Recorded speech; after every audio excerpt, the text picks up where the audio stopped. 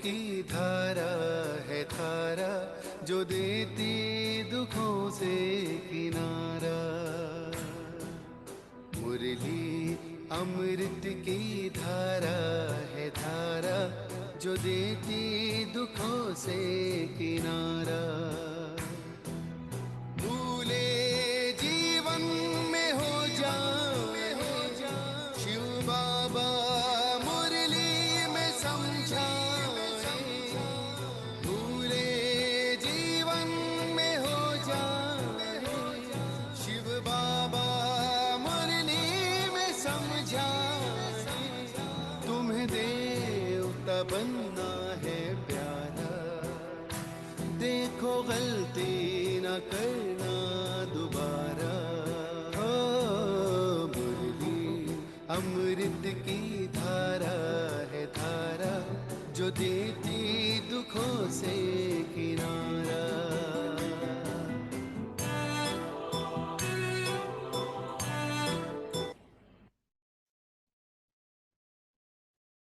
ओम शांति। ओम शांति।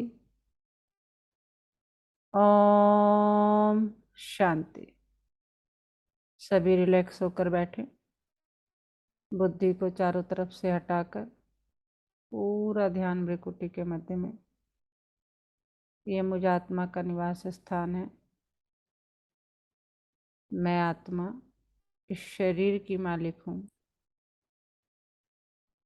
मैं आत्मा इन कर्मेंद्रियों की मालिक हूँ। मैं बहुत भाग्यवान आत्मा हूँ कि परमपिता परमात्मा शिव बाबा ने मुझे अपना बनाया है और रोज मुझे गुणों से, शक्तियों से, ज्ञान से भरपूर करते जाते हैं। तो इसी नशे में स्थित होकर वाह मेरा भाग्य, वाह मेरा बाबा और वाह ये ड्रामा, हम सभी आत्माएं अपने परम पिता परमात्मा शिव बाबा के महावाक्य सुनेंगे।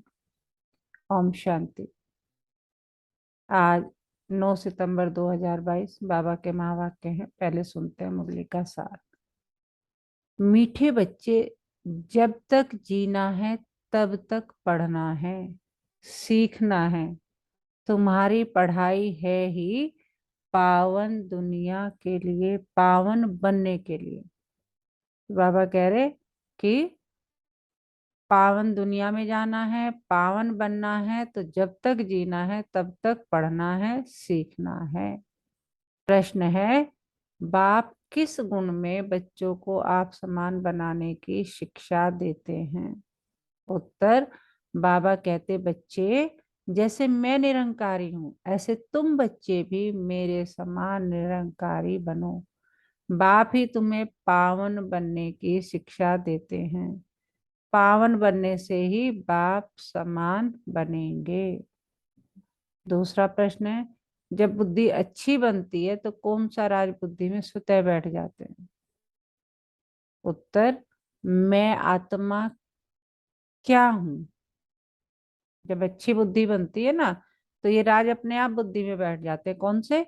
मैं आत्मा क्या हूँ, मेरा बाप परमात्मा क्या है, उनका क्या पार्ट है, आत्मा में कैसे अनादि पार्ट भरा हुआ है जो बजाती ही रहती है। यह सब बातें अच्छी बुद्धि वाले ही समझ सकते हैं। गीत है धीरज धर्मनवा। ओम शांति। बेहद का माँ बाप मिला तो धीरज मिला, बेहद का माँ बाप मिला तो धीरज मिला, यानी सब कुछ मिल गया। किसको? आत्माओं को व जीवात्मा बच्चों को। आत्मा एक छोटी सी बिंदी है। दुनिया में एक भी मनुष्य नहीं जिसकी बुद्धि में हो कि आत्मा एक बिंदी मिसल स्टार्ट है। यानी हम कितने भाग्यवान हैं, हमें ये ज्ञान है कि मैं शरीर नहीं है, मैं आत्मा हूं और आत्मा क्या है और क्या पार्ट बजाती है। तुम जानते हो कि हमारी इतनी छोटी सी आत्मा में 84 जन्मों का 5000 वर्ष का पार्ट है, तो हम कितने प्रिविलेज्ड हैं।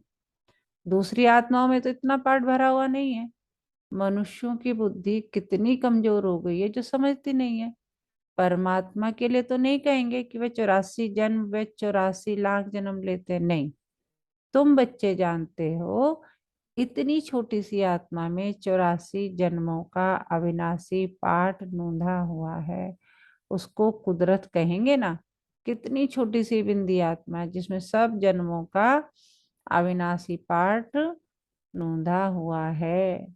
वह कभी मिटता नहीं है, मिटने वाला भी नहीं है। कितना भारी वंडर है। तुम्हारे में भी कोई है जो इन बातों को जानते हैं फिर भूल जाते हैं। ये धारण करना है औरों को समझाने के लिए। बाप परमपिता परमात्मा को करण करावनहार कहा जाता है। वह भी करते हैं सिखलाने के लिए। उनको निराकार निरंकारी कहा जाता है। उनका अर्थ भी कोई समझ न सके। यह गुण बच्चों को ही सिखलाते हैं। बच्चों को भी ऐसा निरंकारी बनना है। ज्ञान सागर है तो ज्ञान भी सुनाना पड़े ना।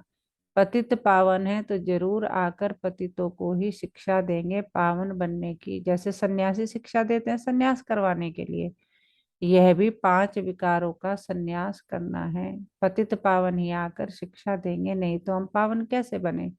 गाया भी जाता है जब तक जीना है तब तक सीखना है पढ़ना है। स्कूलों में तो ऐसे नहीं कहा जाता, उसमें तो इसी जन्म में पढ़ाई की प्रारब्ध भोगनी है। यहाँ तो कहा जाता है जब तक जीना है तब तक पढ़ना है, अंत तक कर्मातीत अवस्था को पाना है। आत्मा को योग से ही पवित्र बनाना है। जितना योग में रहेंगे तो तुम्हारी आत्मा गोल्डन एज में जाएगी। फिर आयरन एज में न आत्मा को न शरीर को रहना। हम पढ़ते ही है पावन दुनिया में आने के लिए। ये ऐसी गुह्य बातें हैं जो कोई कब समझा न सके। बाबा कह रहे सारी बातें मेरे सिवाय तुम्हें कोई और समझा ही नहीं सकता, ना कहीं शास्त्रों में लिखा है। और तो मनुष्य क्या क्या करते रहते हैं। साइंस घमंडी कैसी कैसी चीजें बनाते हैं। स्टार मून पर भी जाने का पुरुषार्थ करते हैं। तुम समझते हो इनसे कोई जीवन मुक्ति नहीं मिलती है। बाबा कह रहे सब करने से जीवन मुक्ति नहीं मिलेगी, ये बात तुम समझते हो।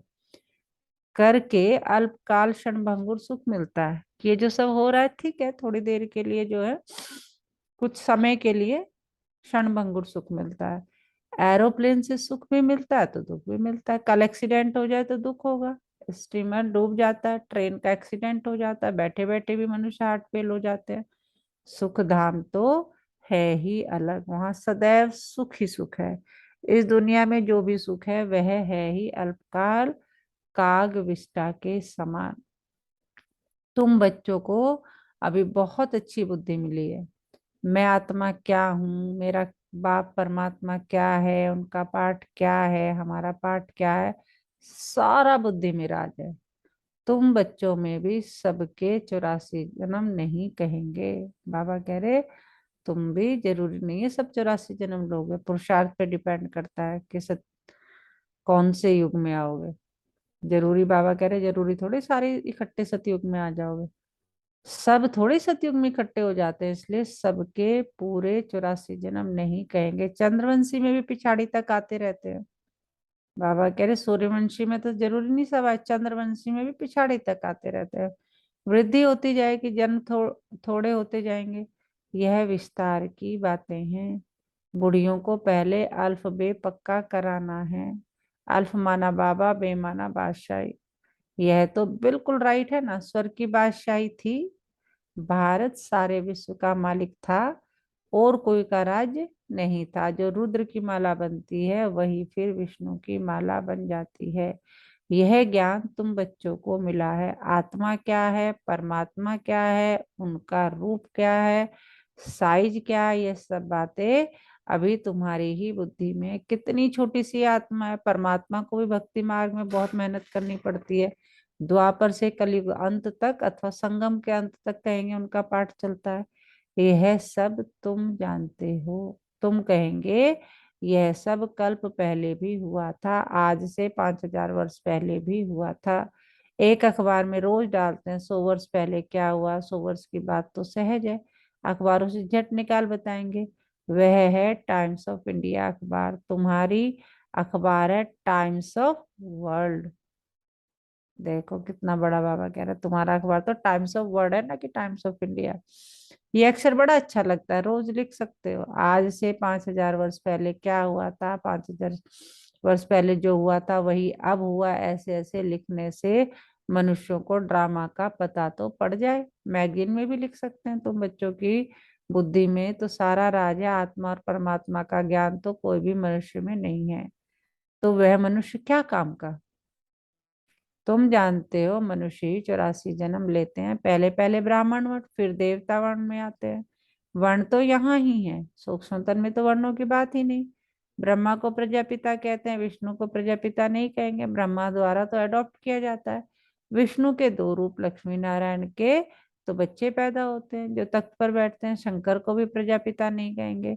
यह भी जानते हो जैसी जैसी भावना है वैसे वैसे साक्षात्कार हो जाता है। बाकी वहां कोई सर्प आदि की बात नहीं है, बैल भी वहां हो न सके। सूक्ष्म तन में तो है ही देवता, सूक्ष्म तन में जाते हो बगीचा फल आदि देखते हो, क्या वहां बगीचा है? बाबा साक्षात्कार कराते हैं, बाकी है नहीं। बुद्धि कहती है वहां सूक्ष्म तन में झाड़ आदि हो न सके, ये जरूर साक्षात्कार होता है। साक्षात्कार भी यहाँ का कराएंगे। यह सब है साक्षात्कार, इसको जादूगरी का खेल कहते हैं। यह कोई ज्ञान नहीं है। मनुष्य मनुष्य को बैरिस्टर बनाते हैं, वह कोई जादू नहीं कहेंगे। वह विद्या देते हैं या तुम्हारे को मनुष्य से देवता बनाते हैं नई दुनिया के लिए, इसलिए जादूगरी कहा जाता है। दिव्य दृष्टि की चाबी बाबा के पास होने कारण उनको जादूगर भी कहा जाता है। वह कहते हैं गुरु की कृपा है, मूर्ति से साक्षात्कार हुआ, उससे तो फायदा कुछ भी नहीं। यहाँ तो मेहनत कर स्वयं व लक्ष्मी नारायण सीताराम बन रहे हो। यहाँ तुम आए हो सूर्यवंशी चंद्रवंशी डिनास्टी के रजवाड़े बनने। पहली मुख्य बात है, कोई नया आता है उसको बाप का परिचय दो। ब्रह्म तत्व महतत्व है, शिव बाबा निराकार को कोई ब्रह्म तत्व नहीं कहेंगे, एक एक अक्षर का अर्थ है। तुम ईश्वरीय बच्चे हो, ऐसे नहीं कि सब ईश्वर के रूप है। यह बाप बैठ समझाते हैं, बाकी साक्षात्कार आदि की तो चिट चैट है, इनकी आस नहीं रहनी चाहिए। समझते अब खुद बाबा आया है तो साक्षात्कार आदे में, परंतु यह सब है फालतू। फिर साक्षात्कार न होने से ना उम्मीद हो पढ़ाई छोड़ देते हैं। साक्षात्कार में प्रिंस को देखते हैं तो समझते हैं हमको यह बनना है, खुशी हो जाती है बहुत करके, प्रिंस का ही साक्षात्कार होता है। अगर विचार सागर अगर विचार किया जाए तो मुकुटधारी तो सब बनते हैं, मेल फीमेल में फर्क नहीं रहता है। सिर्फ फीमेल को लंबे बाल है, थोड़ा शक्ल में फर्क है। आत्माएं कितनी है, एक का नाम रूप न मिले दूसरे से। आत्मा में अविनाशी पार्ट है जो कभी बदल नहीं सकता। कैसे वंडरफुल खेल बना हुआ है। आत्मा को अनादि पार्ट मिला हुआ है। बाबा कितना सहज कर समझाते हैं, सिर्फ त्रिमूर्ति चित्र के सामने जाकर बैठो तो बुद्धि में सारा चक्र आ जाएगा। यह शिव बाबा है, यह ब्रह्मा है जिससे ब्राह्मण रचते हैं। अभी कलयुग है, फिर सतयुग आना है। चित्र के सामने खड़ा होने से जैसे कि सारे विश्व का खेल बुद्धि में आ जाता है। कैसे चक्र फिरता है, खेल में कौन कौन है, सब मालूम पड़ जाता है। रोज चित्रों को देखते रहो, विचार सागर मंथन करते रहो, ये नरक है, यह स्वर्ग है, यह संगम है। कितना सहज है, रोज प्रैक्टिस करने से बुद्धि में रोशनी आ जाएगी। लक्ष्मी नारायण राधे कृष्ण के लिए भी लिखो। ब्रह्मा द्वारा सतयुग का वर्षा मिलता है, लक्ष्मी नारायण को यह प्रारब्ध कैसे मिली? जरूर संगम युग ही होगा। जब ऐसे कर्म किए हैं, अंतिम जन्म में पुरुषार्थ से उन्होंने यह प्रारब्ध पाई है, ऐसे ऐसे ख्याल बुद्धि में आना चाहिए, फिर चित्रों की भी दरकार नहीं रहेगी। बुद्धि में सारा राज आ जाएगा। इन चित्रों से फिर दिल रूपी कागज पर उतारना है। बाबा सेंटर्स के बच्चों का मुख खोलने की युक्ति बता रहे हैं कि कैसे सर्विस करो। चित्रों को देखते रहो, अंदर में बोलते रहो, रचना के आदि मध्य अंत का राज जानना है। झाड़ में क्लियर है, तपस्या यहाँ कर रहे हैं राजयोग की। कहाँ करना है ये? यहाँ देखो झाड़ है, इसमें नीचे हमारे कर रहे हैं। यह मनुष्य से देवता बनते हैं। फिर भक्ति मार्ग कैसे शुरू होता है? जो जो जिस धर्म के हैं उसमें ही फिर आएंगे। कितना सहज है, उन पर ही समझाना है। आत्मा क्या है, परमात्मा क्या है, उनमें अनादि पाठ नूंधा हुआ है। सतयुग में हम सुख का पाठ बजाएंगे, इतने जन्म लेंगे, शमशान में भी जाकर किसको समझा सकते हो।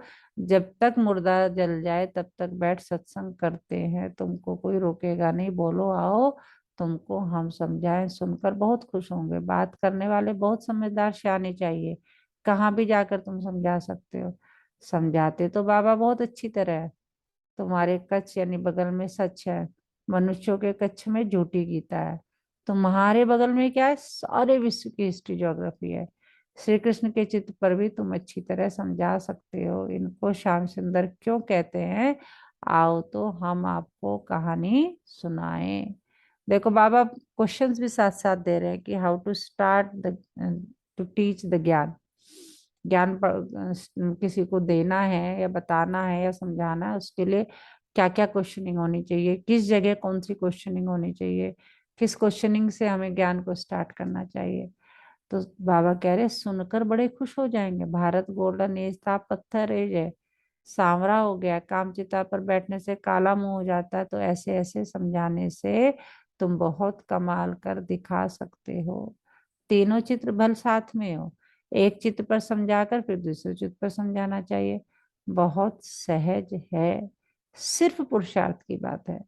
टाइम तो बहुत है, सवेरे मंदिरों में चले जाओ, आओ तो हम तुमको लक्ष्मी नारायण की जीवन कहानी सुनाए। भक्ति मार्ग में यज्ञ तप तीर्थ आदि करते करते तुम एक दिन कोड़ी मिसल बन पड़े हो, फिर शास्त्रों ने क्या सहायता की।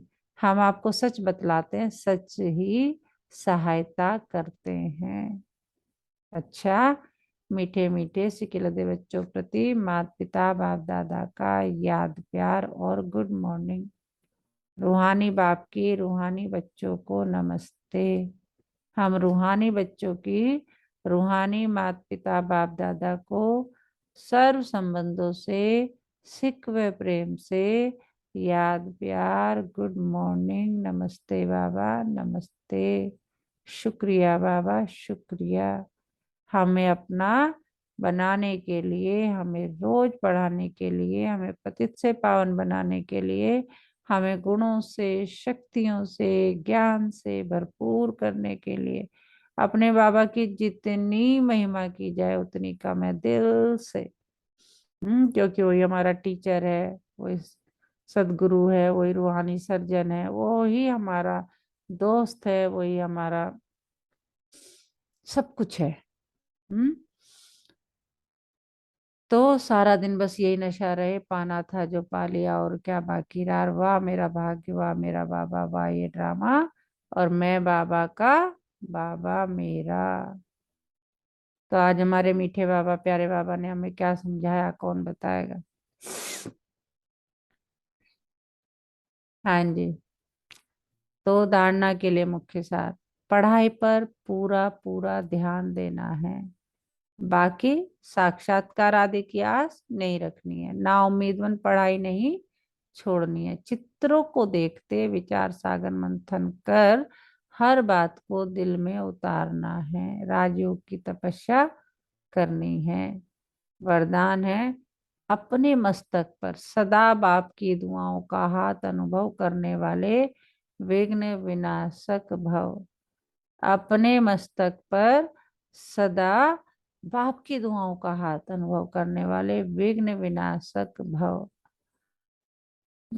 क्या सारा दिन रहना चाहिए कि बाबा मेरे ऊपर छत्र छाया है। विघ्न विनाशक वही बन सकते हैं जिनमें सर्व शक्तियां हो। तो सदा ये नशा रखो, क्या नशा रखो कि मैं मास्टर सर्वशक्तिमान हूँ। सर्व शक्तियों को समय पर कार्य में लगाओ, कितने भी रूप से माया आए लेकिन आप नॉलेजफुल बनो, बाप के हाथ और साथ का अनुभव करते हुए कंबाइंड रूप में रहो। रोज अमृत वेले विजय का तिलक स्मृति में लाओ, अनुभव करो कि बाप दादा की दुआओं का हाथ मेरे मस्तक पर है, तो विघ्न विनाशक बन सदा निश्चिंत रहेंगे। स्लोगन, सेवा द्वारा अविनाशी खुशी की अनुभव करने और कराने वाले ही सच्चे सेवाधारी है। सेवा द्वारा अविनाशी खुशी की अनुभूति करने और कराने वाले ही सच्चे सेवाधारी हैं। अच्छा, ओम शांति।